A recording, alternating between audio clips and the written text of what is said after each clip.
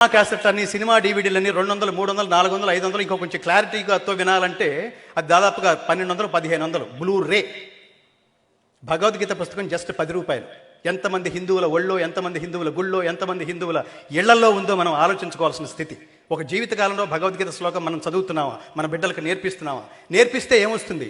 సంస్కృతం చదివితే శబ్దం పరిపుష్టం అవుతుంది. శబ్దం పరిపుష్టం అయితే వాక్కు శుభ్రపడుతుంది. వాక్కు శుభ్రపడితే శుభ్రపడిన వాక్కుతో నువ్వు ఏది మాట్లాడినా అది శాసనం అవుతుంది. ఎప్పుడైతే నువ్వు మాట్లాడే మాట శాసనమైందో ప్రపంచమంతా నిన్ను అనుసరిస్తుంది. ఈ స్థాయికి నువ్వు ఎదగాలా వద్దా, ఇది ఆలోచింపచేస్తుంది భగవద్గీత. ప్రపంచంలో ప్రతి దేశం మా దేశానికి రమ్మని ఒక్కొక్క మాన్యుమెంట్ చూపిస్తుంటుంది. అమెరికా ఏం చూపిస్తుంది? Statue of Liberty. దుబాయ్ ఏం చూపిస్తుంది? బుర్జు దుబాయ్ అని సముద్రంలో కట్టబడిన ఒక కట్టడం చూపిస్తుంది. అట్లాగే లీనింగ్ టవర్ ఆఫ్ పీసా ఒక దేశం చూపిస్తుంది.